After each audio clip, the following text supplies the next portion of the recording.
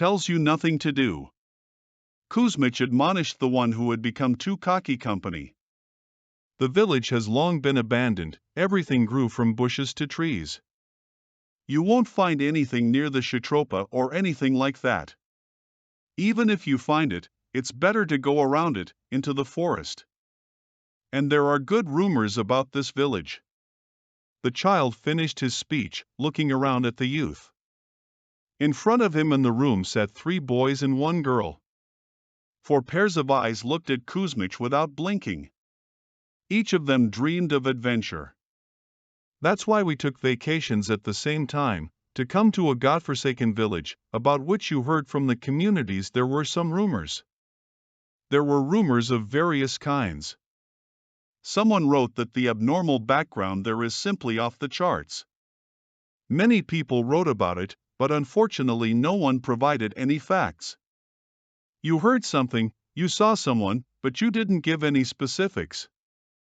And so one evening, sitting in front of the computer and reading another the bike, Seryoga was eager to see for himself what it was. You can see something in this village that is just wow and makes your hair stand on end.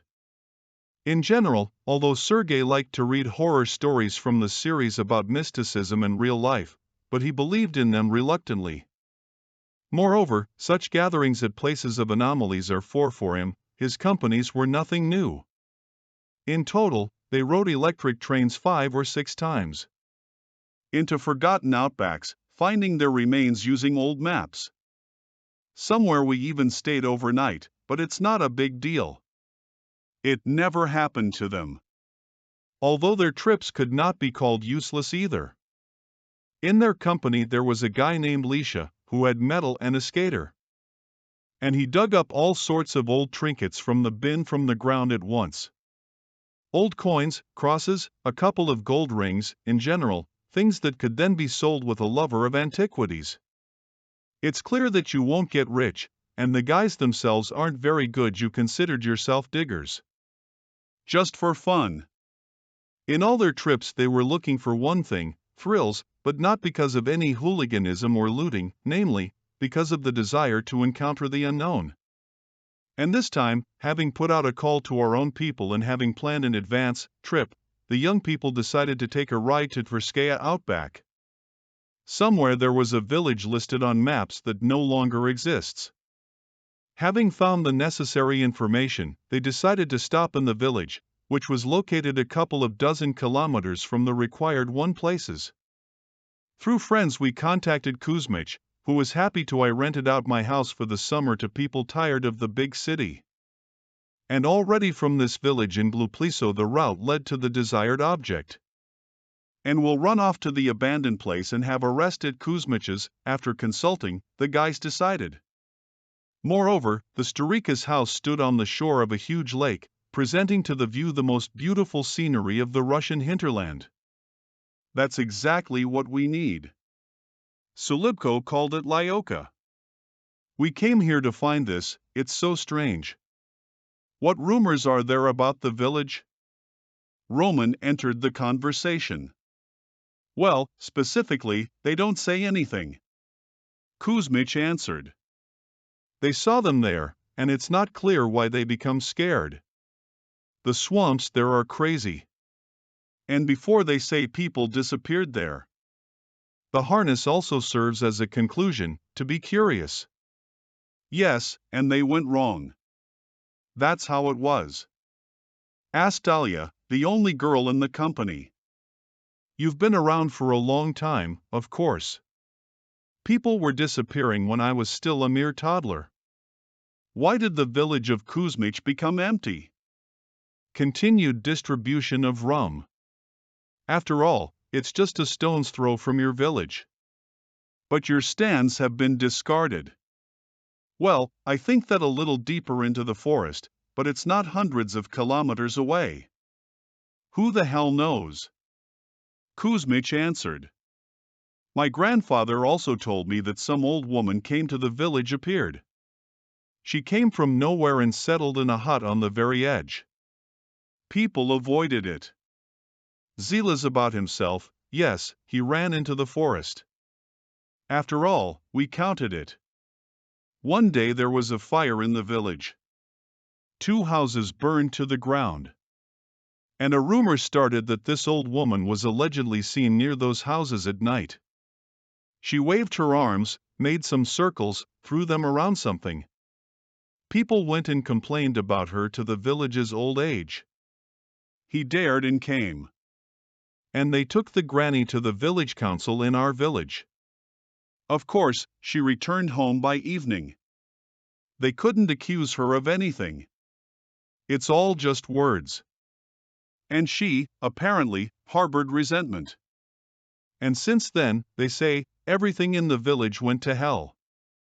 Toscatina began to get sick, one after another in every yard for the deceased. The women were waiting for their dead children. The residents seemed to apologize to her, but she went out onto the porch, all in black, with a scarf tied up to her eyes. She raised her hand, put her finger up, and started swearing. They say, here's something else for you. The residents dispersed, and the old woman knew her oppression. Pacos doesn't smell. A man is walking down the road, and suddenly, someone trips him up. Set up. He'll fall and break his leg. Pavala men from that time walked through the forest, yes, paths having their own. They get so lost that after 2 days, they go crazy from the forest when out. They continued to tell me that they had seen undead in the forest behind them, which the old woman was flashing. And how to deal with her house after another incident. Went. So she is still on her porch, yes, pointed with a finger threatens. And they complained about it to the village council, and even set it on fire we wanted to, but it was all in vain. No wagging his finger. So, day after day, year after year, she exhausted them all. Some came to our village, some moved over. And so the village became empty. And Alia asked where the old woman had gone. That's probably how she died. This happened when my grandfather was young. Hers is mine, and the same how many years have passed. There is nothing left of the village. Got it, Saryoga. But why didn't it remain? It rained heavily, some houses collapsed, but basically it's worth it. I'm telling you, it's a strange village. There are no more people there, so the forest is finally home surrounded. So he saves her from the winds. It stands like wooden boxes, we are living trees. Maybe it's because of him that it survived. Well, that's great. Lyoka's hands were patient. Let's go and take a closer look. Maybe you'll see something interesting. Lyoka, you still believe in fairy tales? The smell of his floor on his shoulder was Roman. How many times have we been disappointed, counting on such stories from him? And you still hope. Hope dies last. Recalled from Alexei. Why do you travel with us then, if you no longer believe in such things? Things? I don't know myself. Made me smile with Aramco. It's probably a habit now. When are you moving? Alia asked, looking around at the guys. We'll leave tomorrow morning. Sergei summed it up. Kuzminch just sighed loudly. By showing with his whole appearance how dissatisfied he is, we will set up guys. The night passed peacefully. And in the morning, having had breakfast, the company gathered all the necessary things, set off on the road.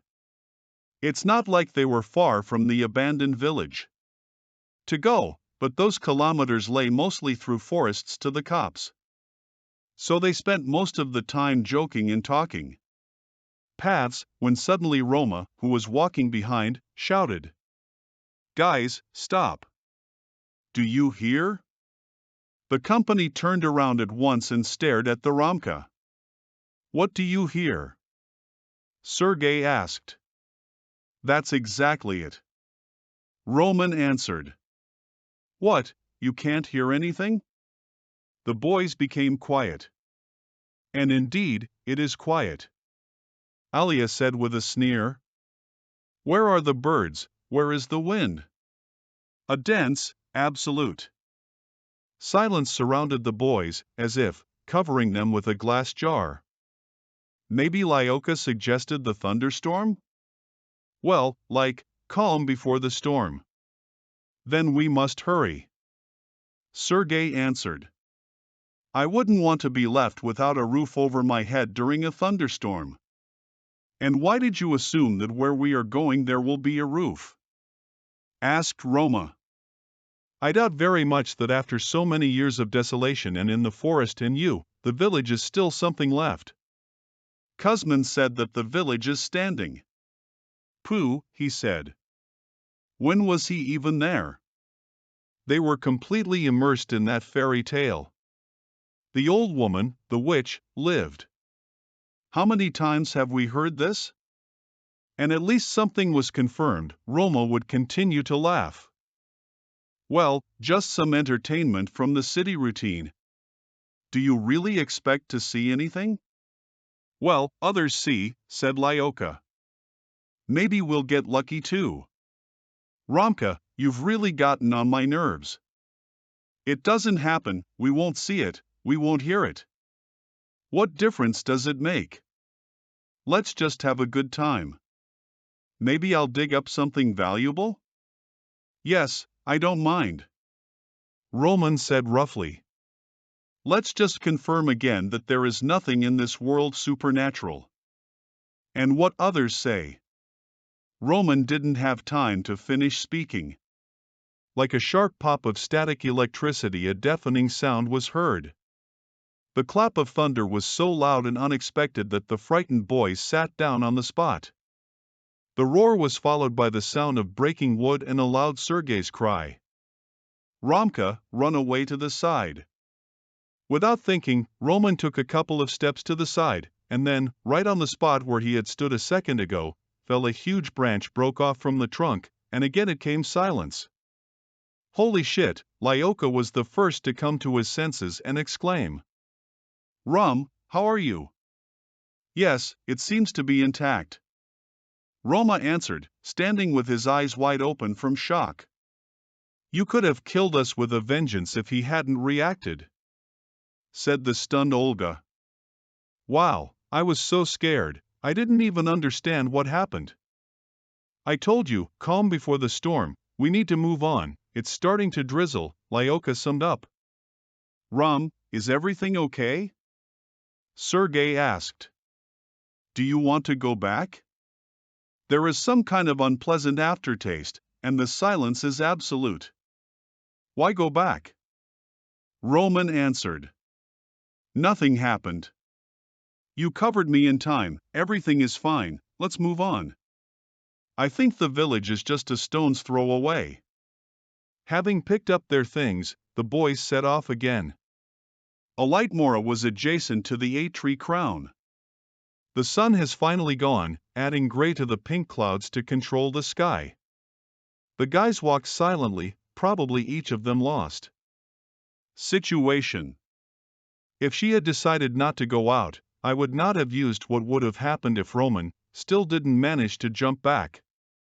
Well, finally, a joyful voice was heard in front. Future Sergei. Found it. Having lined up in one line, the boys looked ahead.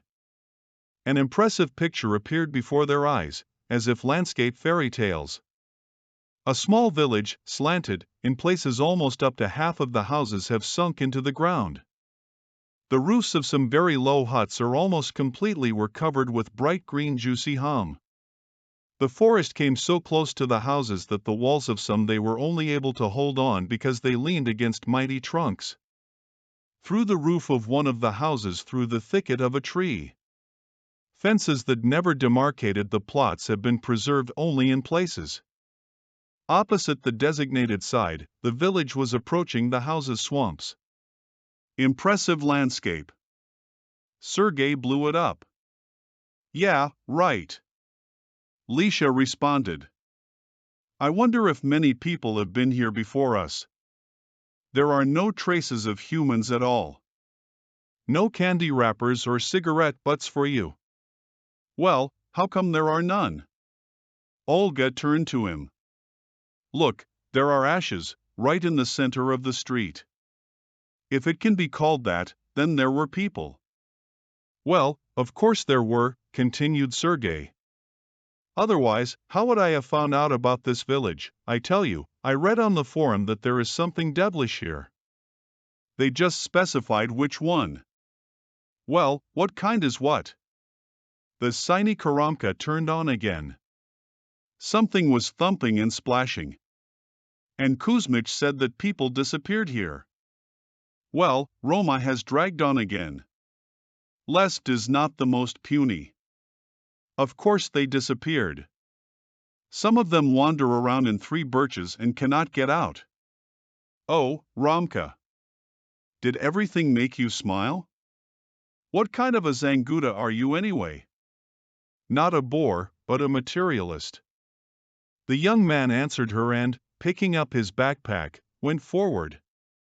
Let's see where here she can start to stay. Otherwise the rain will start. We need to have time to gather some firewood. Listen. The rest obediently followed him. This lady seems to be strong. Sergei climbed up onto the porch of the house and jumped on it, as if showing that the boards are not rotten. Then, turning around, he opened the door and entered.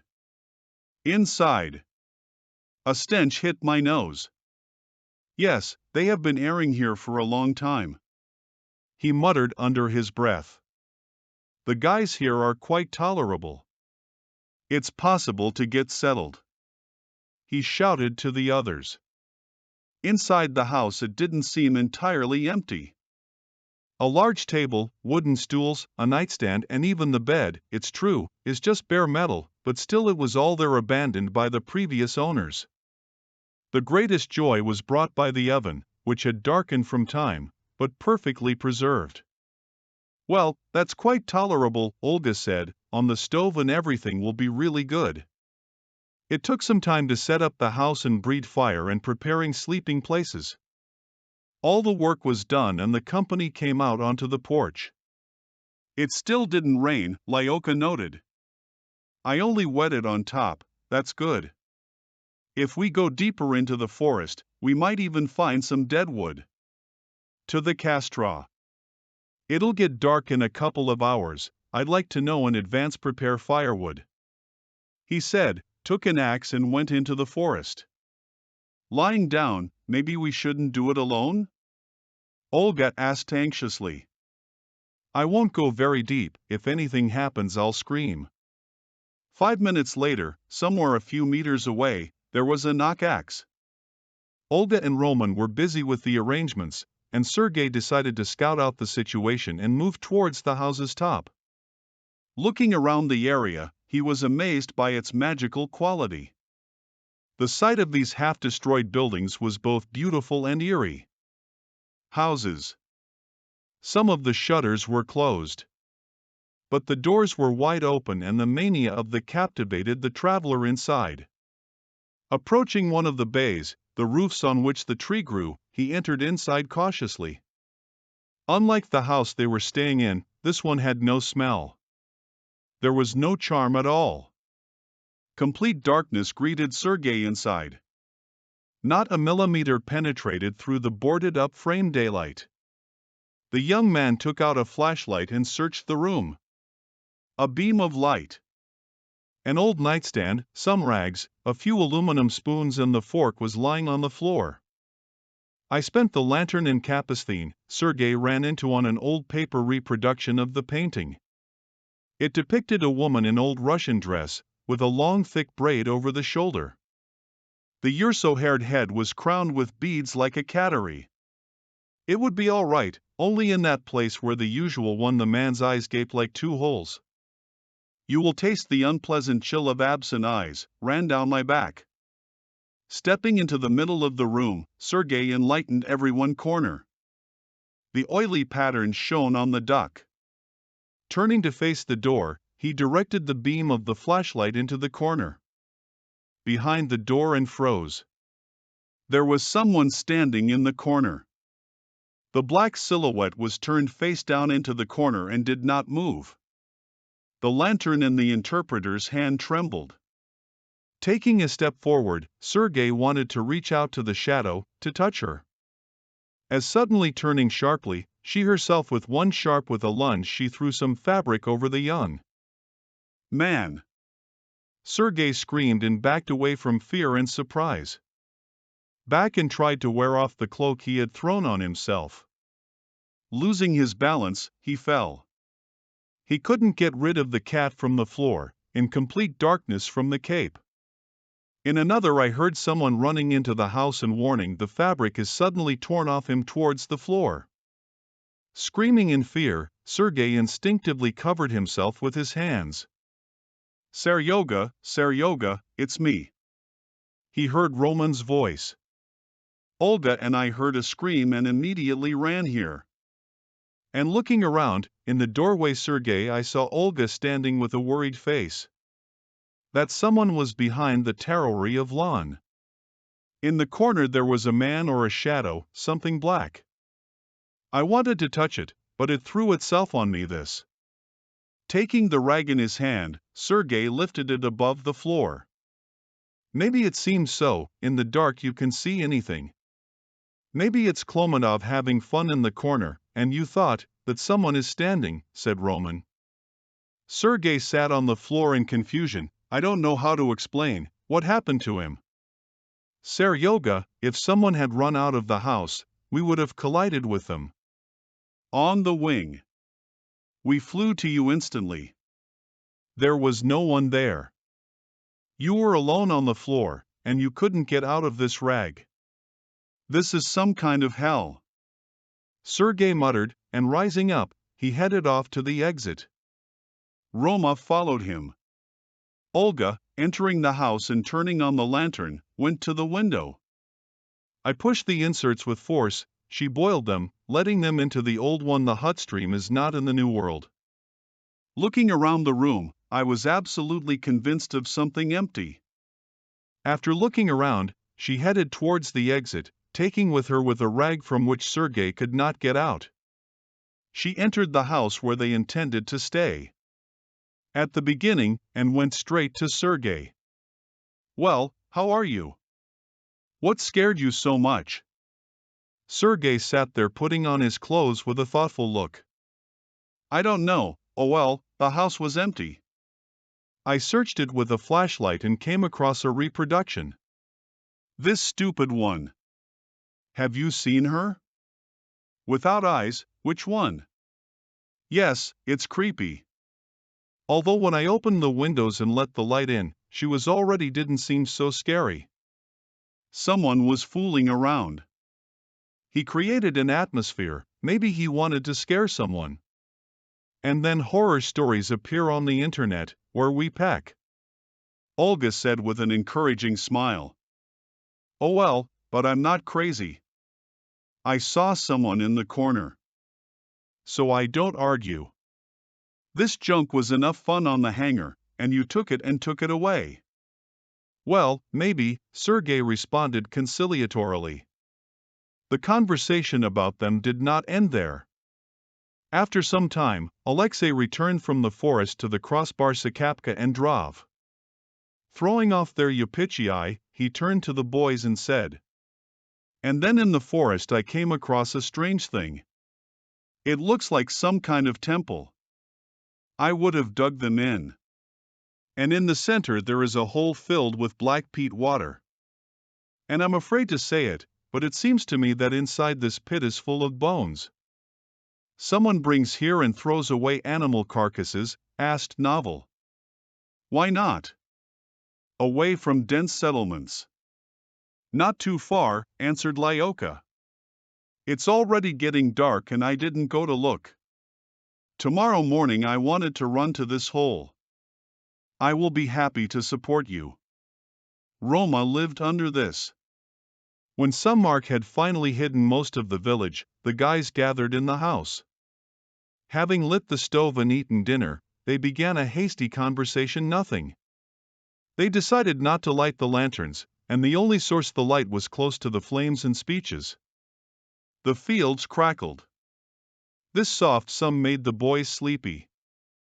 Olga Vakna looked into the darkness. Suddenly she thought she noticed some movement. Turning around to look at his companions and seeing that they were already dozed off, slowly approached the door. Taking a flashlight, I left the house and directed the beam of light there, where she thought she saw movement. There in the darkness, not yet completely overwhelmed by the night, someone stood. The beam of light didn't reach far enough to be able to make out who it is. In general, Olga was not one of those who cowered in moments of fear. In the corner and shaking from ignorance, she walked forward boldly, no matter how scary it was. Preferring to sort things out and give in to the terrible phenomenon rational explanation. It's the same now. She walked step by step down the porch, so that the lantern could catch the estimats, clear. This is the power of drawing. But what was strange? The closer she got to the shadow, the closer the lantern burned towards her. Better than light, as if afraid to meet the darkness, tried to be as inconspicuous as possible. Finally Olga stopped. Heartbreak got hammered. The road that divided the village separated her from the dark figure into two parts. Suddenly, someone from behind put a hand on Alia's shoulder. The girl screamed in surprise. "What are you doing wrong?" A voice was heard. "At night in the yard, you wander around one day." Behind her stood Liha with a huge flashlight on hand. Olga grabbed the flashlight and pointed its beam across the road, to the place where a dark silhouette stood a second ago. Nothing. The light from the flashlight didn't pick up anything from the other sides of the road. Olga pointed there with her finger. "I saw from the window that someone was standing there and decided to go. Look." But the flashlight batteries need to be changed. Its beam was fading before our eyes. "There was someone standing there and you decided to look alone?" Alexei was indignant. "There aren't many people there. Maybe he's some kind of maniac after all. Good surveillance, you are eternal." "What a maniac!"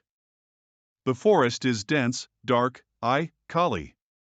Where do people come from here besides us, who are searching? It is unclear what, and it is not clear where."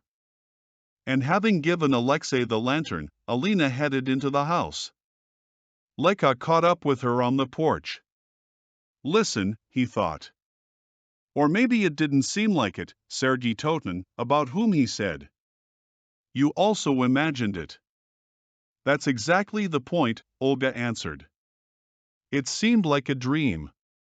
In the darkness, and on Sergei's experiences, apparently, and played.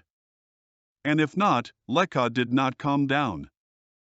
And if not, then we have found what we were looking for. And then the anomalous background really does exist here. Okay, let's go to bed, it's already late. We'll talk to the guys in the morning. Behind the closed door, the boys went to bed. They didn't notice, standing on the porch, that from the frost covered opposite the courtyard, a disgruntled man was watching them closely. Uninvited guests, an evil look. In the morning Olga woke up before everyone else. Having put the kettle on to heat up, I went outside to wash myself buckets and tidy yourself up. Returning to the house after some time, she loudly said, "Take away, look at this."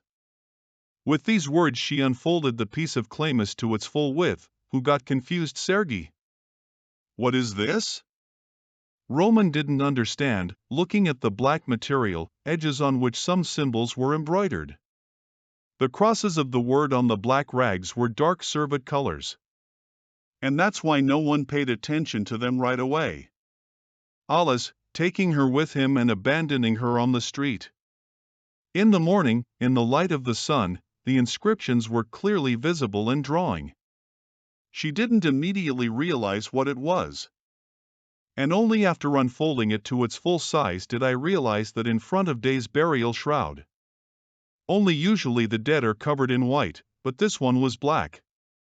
What do you mean, Savin? Sergei didn't understand. They threw something on me that they cover the dead with, and maybe they even covered someone with it. Sergei stood in bewilderment. He was alternately overcome by disgust and anger. What the hell is this? He continued. Some kind of unhealthy game? And did you play? Olga asked. Maybe we finally found what we were looking for. Yesterday I also saw a shadow. I just couldn't see it clearly. Maybe there really is something paranormal here. I'll tell you right away, it was called Skepti Kroman, who was in the ghost. I hardly believe it, but Savan impressed. I think we should go through all the houses one by one, for now. Light. And only then will it be possible to say that a person is he joking or. Although I'm sure the man is joking. Okay, just kidding. Alexei said. I just don't understand where this person came from. Well, you never know, Roman continued. Maybe this is what a madman does. What then are you, some fools and statics about? Have you ever heard scary stories about ghosts? We took a bait and arrived. You and let's go to the ladies, and I'll still go to the forest, whose pit's flooded, and I will say. I'm very curious whose bones are dumped there. Lyak, well, maybe it's not worth it. Let's go together first to the ladies, then to the pits, she suggested. Alya. Olayeka, now I'm going to tell you that you don't need to go alone. Lyoka smiled. Roman really went for a walk, looking for a shadow. Alone, she's afraid for me. Olga smiled and, waving her hand, left the house. An hour later, after breakfast, the guys split up.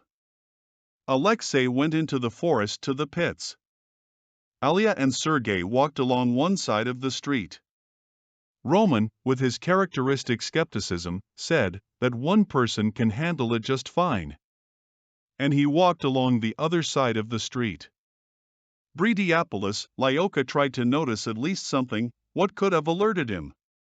But all around there was the incessant chirping of birds and the peace of the morning forests.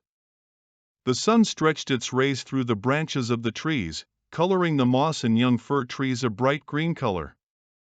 The complete creation died.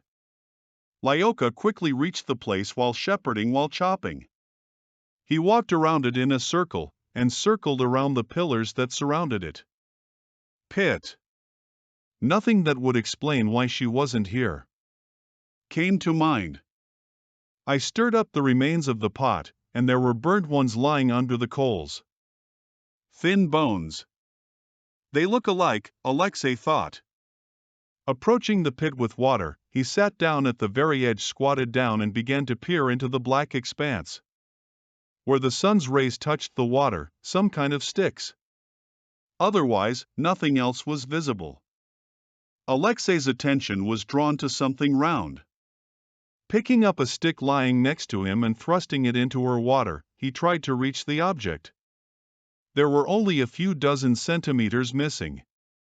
Then Alexei, moving even closer to the water, and stretching out in line, once again tried to reach.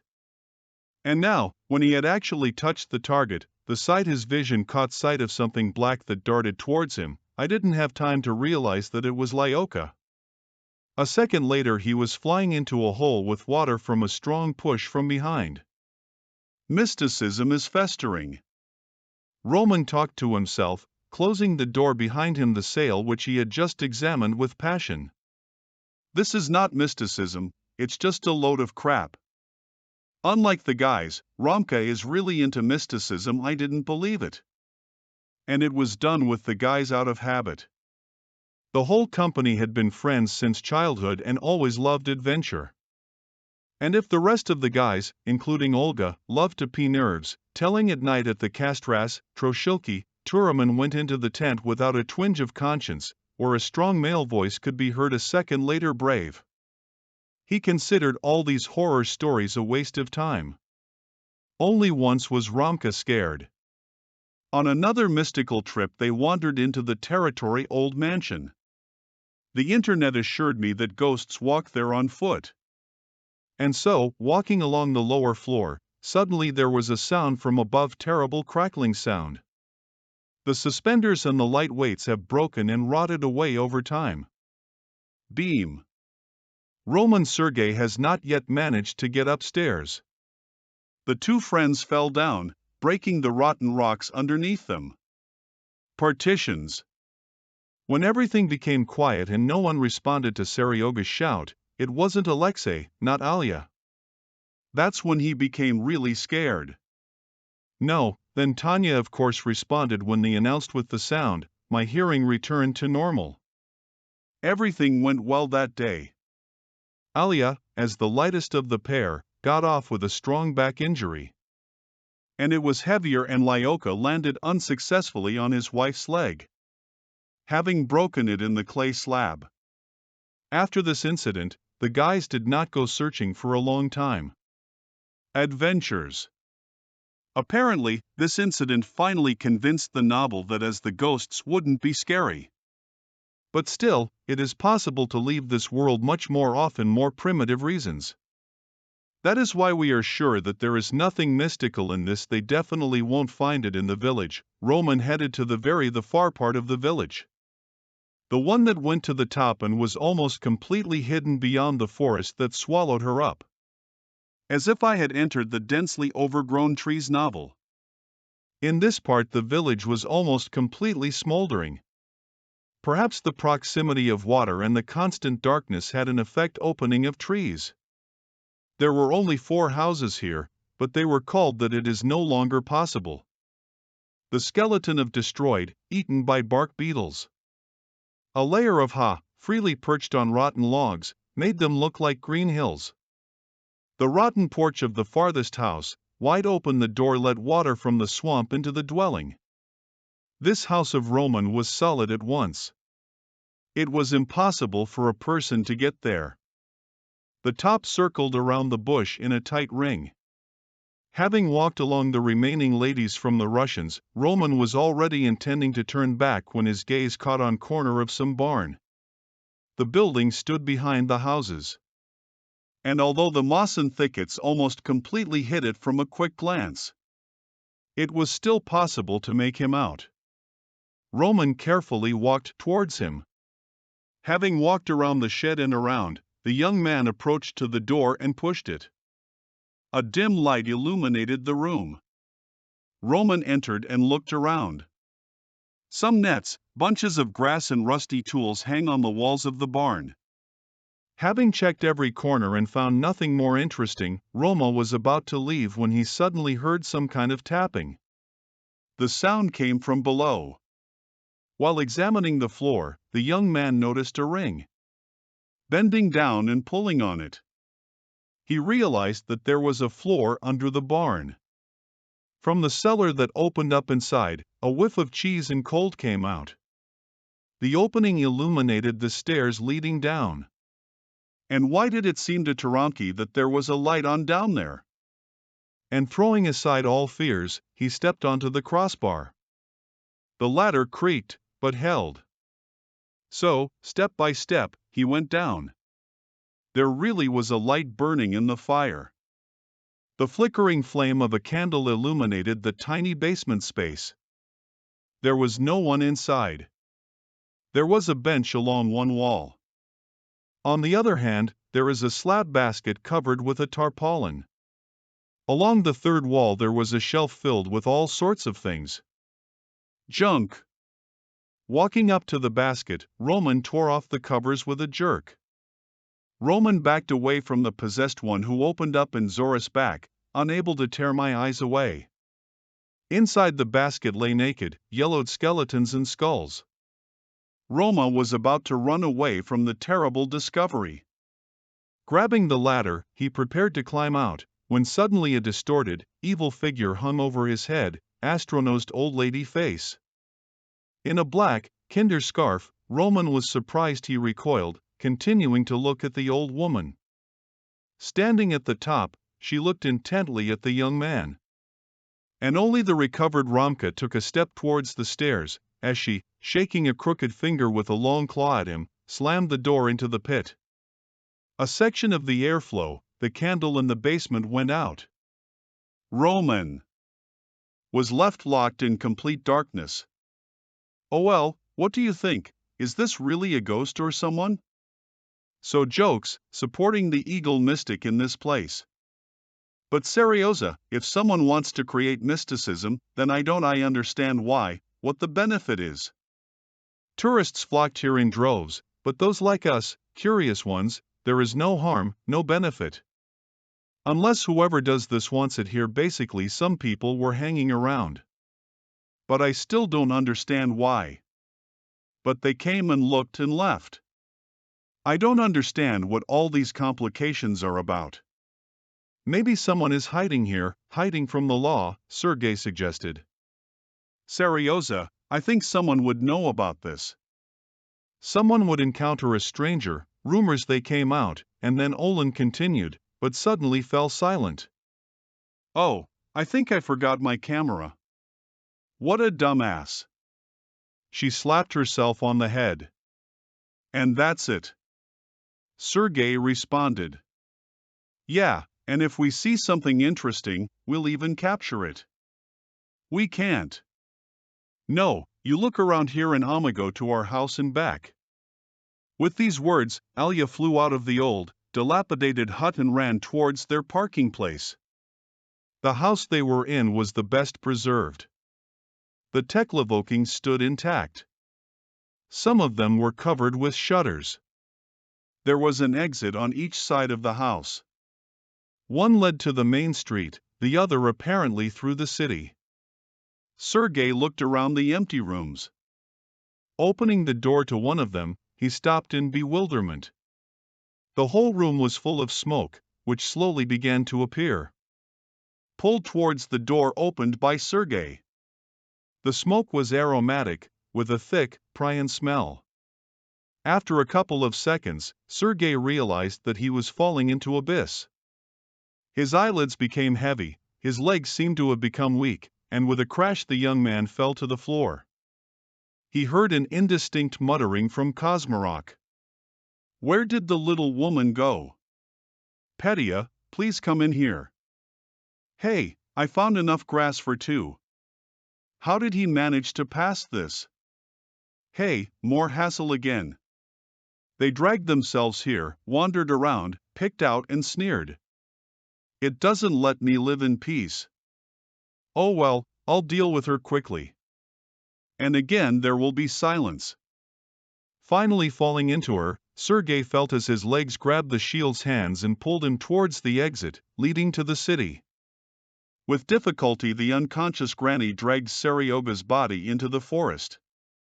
Unaware that she was being watched by those wide-eyed with fear and the misunderstanding of Olga's eyes, who, by a lucky chance, I forgot about the device at home, but upon returning I heard there's some kind of fuss going on in the backyard.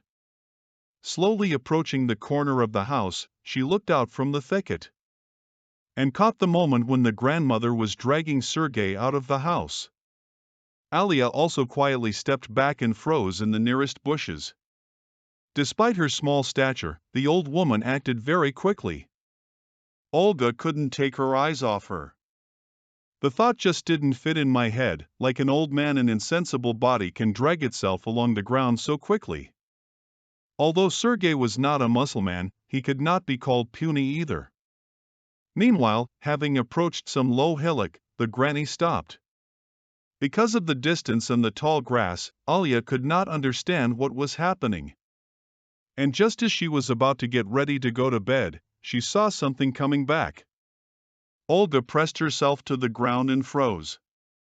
The old woman was walking about a meter away from her. Alia almost stopped breathing. Ogaraya made the girl miss, muttering. This one still came out, but that's okay. I'll arrange a meeting with him in the evening. The disgustingly giggling old woman walked past Olga without noticing her. After waiting for a while, Olga rose from her hiding place. She already understood that out of the whole company, she was the only one who had not fallen into the old woman's hands. Alia would never have been able to let the boys run away. Firstly, the day was drawing to an end. I feel like I'm alone in the forest and I definitely won't be able to get out. Secondly, while I'm saving myself, the guys might die. It is unclear what the six-legged woman is up to and what she wants from them. Thoughts were rushing around chaotically in my head. Alia couldn't figure out what to do. She had a rough idea of where Serioza was. That's where I decided to start. Having sneaked into the house and taking with him some things and water, Olga headed to the place where the old woman had dumped Sergei. The girl crept unnoticed towards the hill, which turned out to be an old street cellar. Two old wooden doors were linked with a lock. Alia rummaged through his backpack and pulled out some thin pieces of iron. She pushed one of them through the lock's hole and twirled it. After a couple of seconds, the little darling reported back. The doors led down to the cellar. Having gone downstairs, Alia carefully closed the door behind her. Taking Anna out of her backpacks, she shone the light at her feet and almost immediately saw Sergei. He lay there unconscious. The girl tried to lift him up, but she failed. How could the old woman drag such a carcass for so long? Alia asked out loud. Another attempt to drag Seryoga to the door was unsuccessful. She certainly wouldn't have been able to pull him up. We need to find one of the guys and think a little. She took a bottle of water, a second flashlight and a pair of legs out of her zerkpack. Having put everything in such a way that Seryoga would notice all this when he came back, Olga got out of the potpal. Throwing the lock away from him, leaving the exit open for Sergei, the girl began to make her way to the house where they were staying. Finding himself in a hole with water, Lyoka tried to pull himself together. Turning his head above the surface, he examined the perimeter of the clearing. In search of the one who pushed him. There was no one around. Having already swum to the shore, he suddenly remembered the subject that interested him. And since he was already in the water, he turned around and jerked. He decided to raise it one at a time. On the other hand, having found in the dark waters what he was looking for, he pulled it to the surface. Raising his hand in two, looking at the find, Lyoka is like lightning. With a short cry, he threw her away from himself and instantly flew out onto the shore. The find turned out to be a human skull, covered in mud in places. Having calmed down a little, Alexei looked around the clearing again and headed towards their parking place. It was beginning to get dark. And even though it was still light, Lyoka was in a hurry. His discovery caused an unpleasant feeling. Even after the memory, they still felt unpleasant goosebumps running through them. Alexei had walked enough, and in his opinion, the village should have appeared any minute now. Imagine his surprise when you came up with an idea from the next thicket. He found himself in the same clearing with a hole. Boy can't do that, muttered Lyoka, but he walked along the path without turning. The skull, lying to the side, looked askance and shuddered. He made another attempt to leave the clearing. However, both this and the subsequent attempt turned out to be successful. It is unclear where Alexei lost his way, but he returned to the same clearing. He began to shake from nerves. The prospect of spending the night in the clearing did not please him. The skull lying nearby gave him no peace. Meanwhile, evening had finally descended on the forest. The dusk was approaching closer and it was getting cooler. Alexei had no opportunity to start a fire. Having resigned himself to the night in the clearing, Alexei leaned his back against a thick birch tree and, hugging his knees with his hands, he came to at least warm up somehow. The guy, exhausted from searching for the way home, dozed off.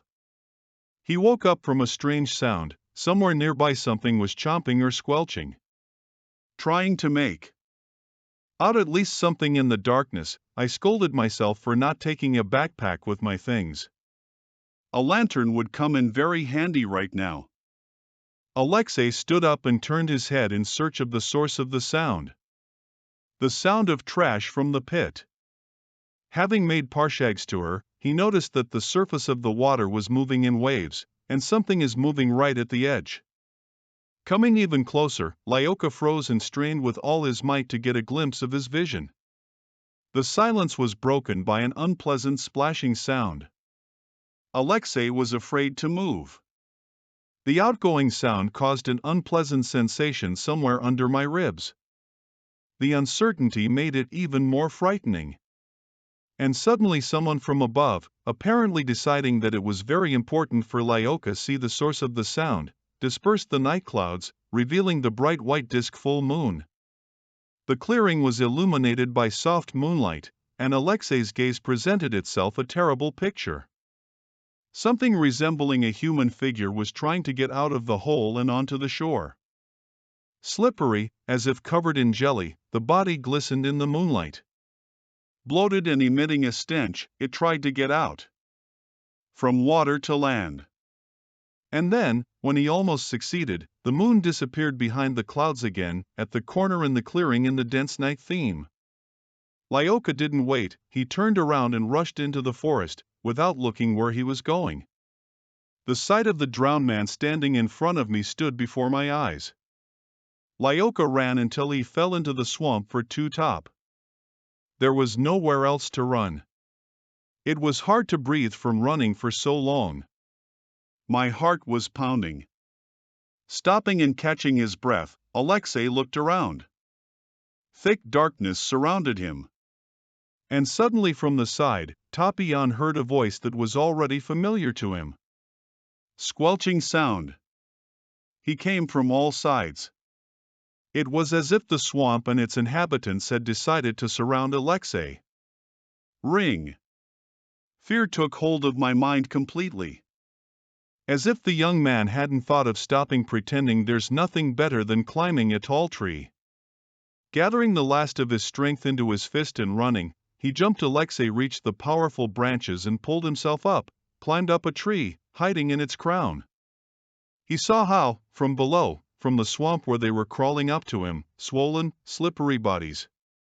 As they stretched their decomposed hands towards the trunk, but fortunately it was impossible for them to get it. In complete silence, dubbing and staging, they were caposh on the ground under a tree. Lyoka woke up when there was a morning bell ringing around him. And light. The birds went crazy. The sun, with thin early rays, wandered across the treetops. Trees, disturbed the sleepy life. Apparently, due to the fear and exhaustion he experienced, Alexei still dozed off on the tree. Having gone down halfway and looking around in six, I didn't see nothing that would remind him of the terrible night. The young man wondered what to do. It was difficult to understand in which part of the forest he was. He also didn't know how long he ran and in which direction. I remember that one side of the village went to the top. Lyoka decided to go in the opposite direction. And he was not mistaken. After driving some 30 meters, he actually bumped into the first destroyed barn. Apparently yesterday's stress prevented him from making a proper assessment. The situation and understand that the village was very close. Now, having found himself behind the houses, he walked confidently to the village. A sound brought him out of his thoughts. Stopping and listening, he made out a voice. It was as if someone from the ground was calling for help. If Lyoka had been coming from the direction of the houses, he would have definitely heard a voice I didn't hear. And here, finding himself close to small buildings, he could distinguish its grate. I just couldn't figure out what the voice was. And with the sound of the sound, he quietly approached the barn. The door creaked and opened the entrance. Now for some reason the voice did not call. Having entered inside and looked around, he had already decided. What did he imagine when suddenly there was a sound from below voice? Hey, Grandma, open the door. This is illegal. I hear you up there, said the voice. Roma? Rom, where are you? He asked loudly. Lyoka, I'm downstairs, knock down the lock and hide behind ring in the floor. Some old woman closed the door for me here. It's dark and cold here, I don't see anything. Roman spoke excitedly. Alexei, quickly grabbing the axe lying nearby, forces began to hit the castle.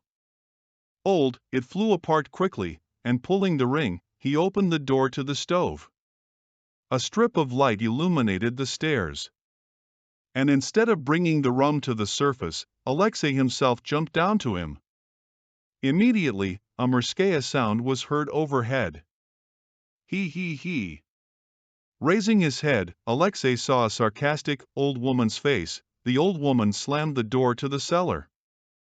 The original gammon turned out to be useless. The castle is ruined, we'll make a tree, you climb well, so sit like that now underground. The old woman muttered and left the barn. On the other hand, Proman found Lyoka and hugged him. Lyoka, I'm so glad to see you, I don't understand what's going on. Someone is a granny and that's what you need. And I think I understand, he said with tears. Do you remember, Kuzmich, the ruler told him that from the village? What are you talking about, Lyoka? How much time has passed? This is just an old woman, not a Highlander. Just that. Alexei smiled bitterly and told Roman what happened to him last night.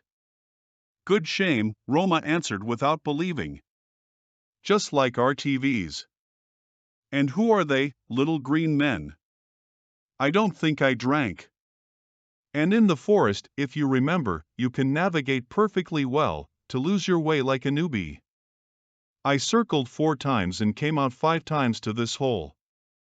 And in the firebox these didn't appear in a dream, they're not a rhombus, you understand?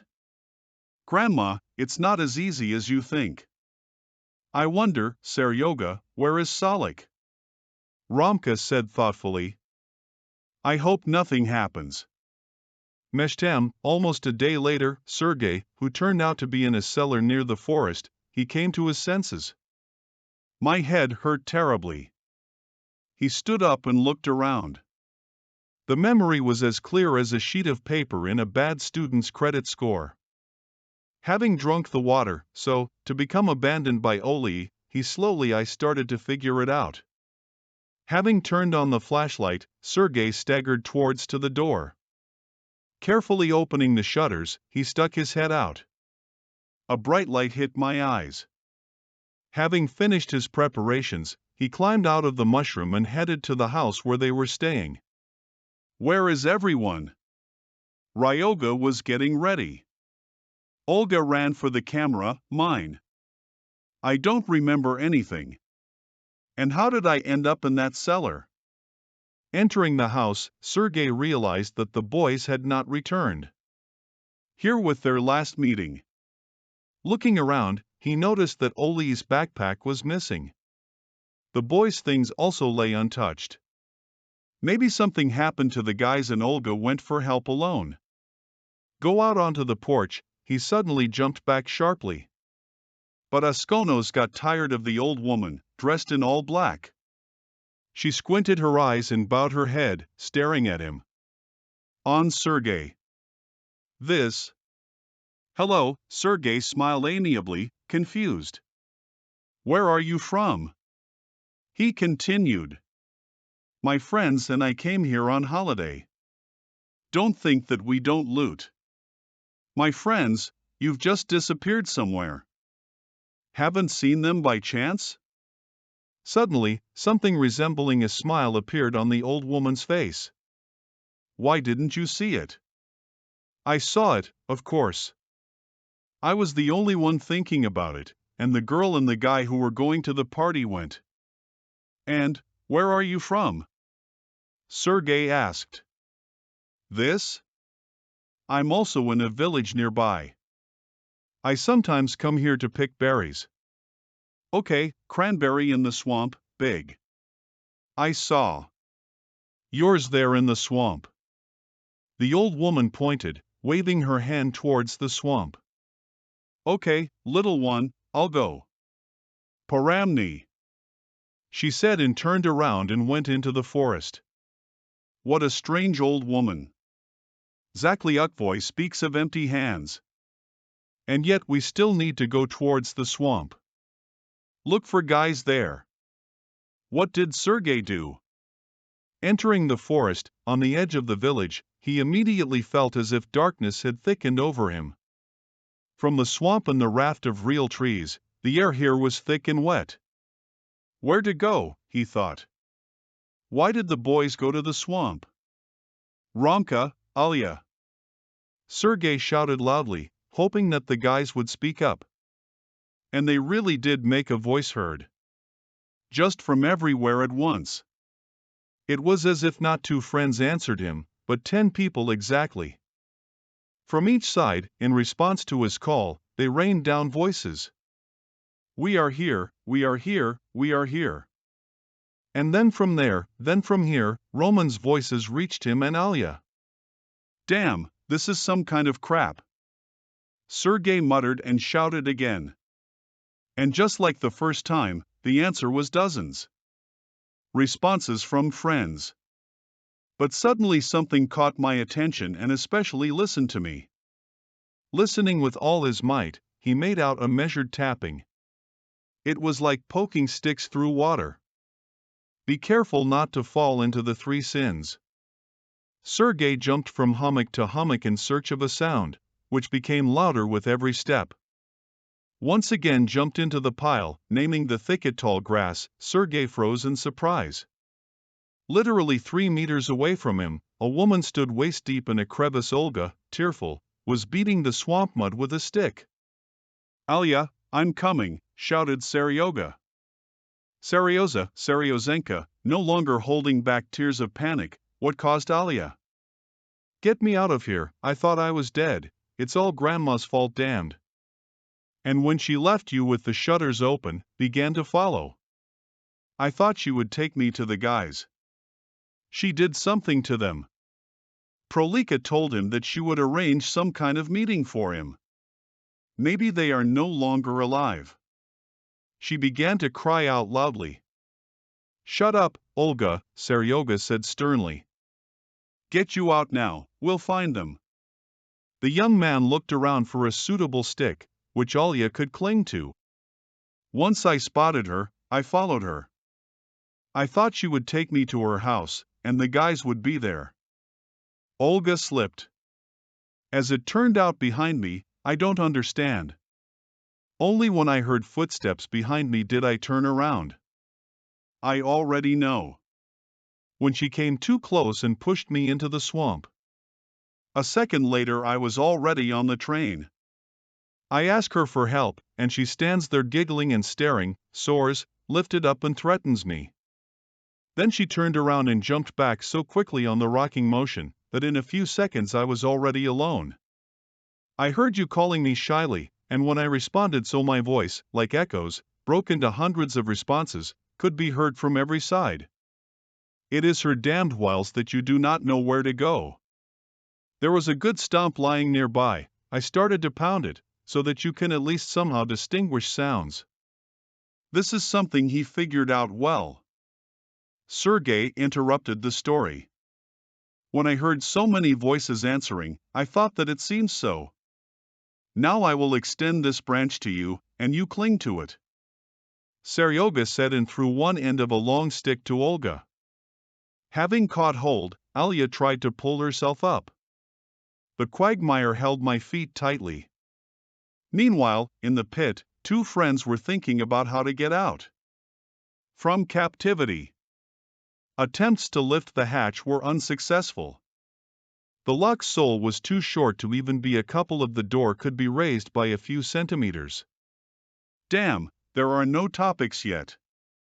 Alexei said irritably. Maybe there is something around that could help us? You better not see what's here. It was called Roman. In terms of?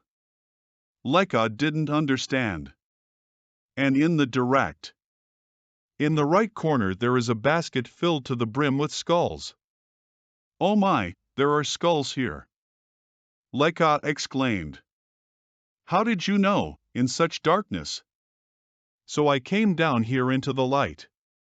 I thought maybe someone was hiding here.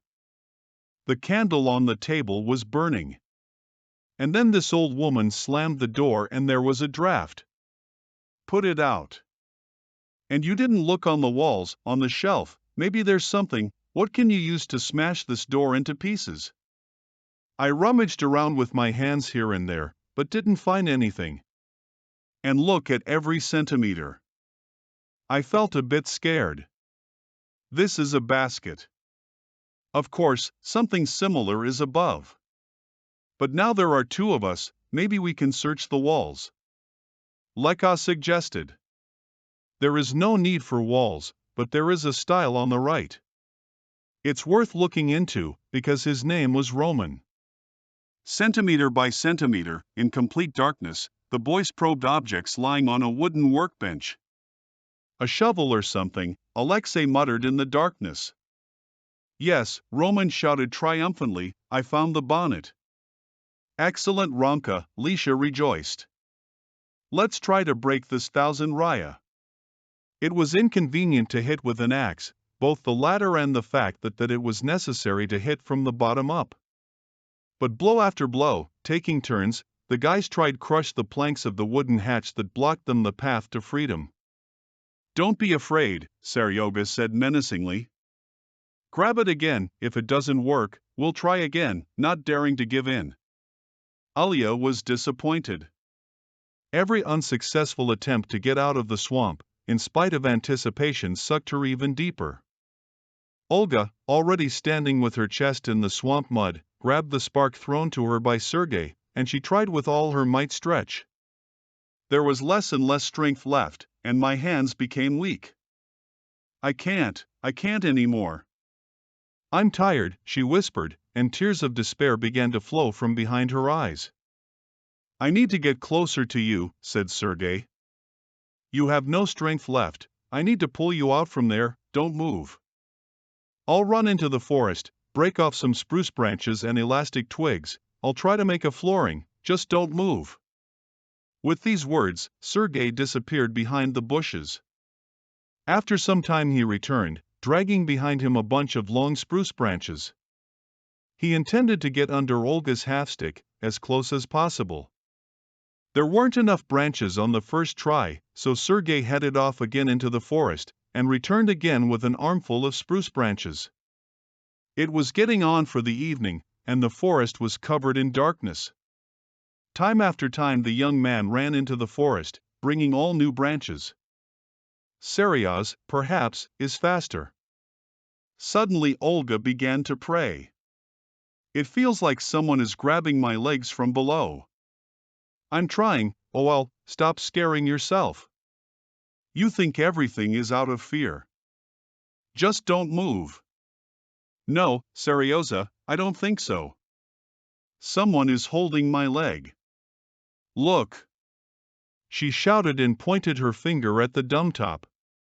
There, in the descending darkness of the evening, in the swamp something the Ochavka like Zarika started.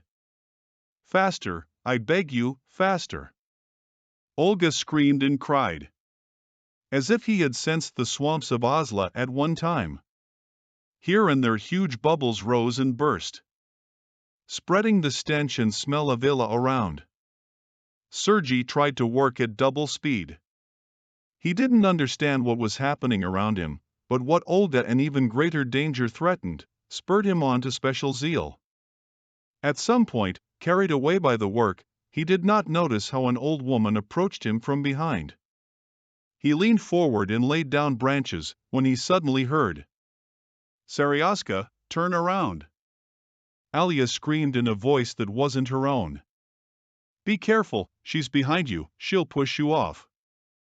Sergei reacted lightning fast and instead of turning around to assess the situation, he made one quick move jerked to the side. The old woman, who did not expect Sergei to leave her push, lost my balance. Trying to stay on her feet and not fall, she did step forward and immediately fell into the trap of the quagmire, bogged down with her foot and both hands extended forward by inertia. Flourish from the smelter and liquid she tried to rise from the swamp that was sucking her in. Seeing that the old woman was rapidly drowning, Sergei tried say, and so that she doesn't move and freezes. But there the answer was like a snake hissing, working even more furiously with hands. She was shouting loudly some words that only she could understand, and it is mixed with curses of the word. Sergei made an attempt to grab her by the long hem, but the old woman was spinning so furiously in the swamp mud that he let her go, fearing that she would drag him along with her. "Stop spinning," Sergei yelled, "you'll die." He stood at the very edge of the swamp and extended his hand to her. "Grab hold of me, throw her," he heard familiarly voice from behind, "let's save Olga first." Roman spoke in a voice full of anxiety. Only towards evening they fell ill and were able to dig into the old one's wooden door's loss, in which he was able to squeeze through thinner Alexei. And he squeezed his way up from the top of his back, so that from the outside, opened the lock on the door. Tired, completely exhausted Mahanemta Fairy, they fell out of the barn and landed on the ground, stroking the fresh air, when suddenly Roman said, "Listen, it's Seryoga, not Tamu Bolet," standing up about nervousness in the voice. Running up to the swamp, which had fallen into darkness, they ate. "We spotted Alia. I'll already splash around. I'm hanging out in Tresina." They also saw that Sergei was trying to pull out the bar. The lurking old woman. "Quickly, with command, Roman, we break this kid, and on we throw away your branches." The two boys continued to break branches from the nearby bushes, and Leka quickly worked with an axe, which he grabbed it from the barn. "Help!" Alia's temple rang out. The swamp life was seething almost next to her. "They're getting me!" she screamed.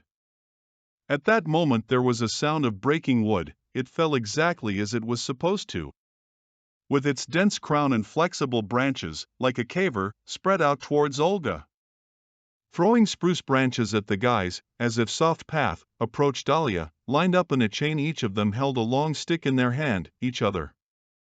And now Sergei was holding out his hand to Olga, grabbing it, he pulled her towards him with all his might, and the top retreated. Reaching for the branches and fallen ribs, Alia was able to pull yourself closer to the deck. The boys began to back away, pulling each other out. Over the correct surface. The swamps around seemed to be raging, with black sludge. The power of this began to emerge. It's as if bumps and feet appeared out of nowhere. Heads rose up, with flesh hanging on them. The swamp seemed to be regurgitating a thick mass of undead. When Olga last stepped over the faithful land, on their flooring slippery, black silhouettes were already crawling, drowning under them branches. "We need to help the old woman," said Roman, unable to tear himself away. A glance from the crawling silhouettes. The old woman turned out to be more right-winged than they thought.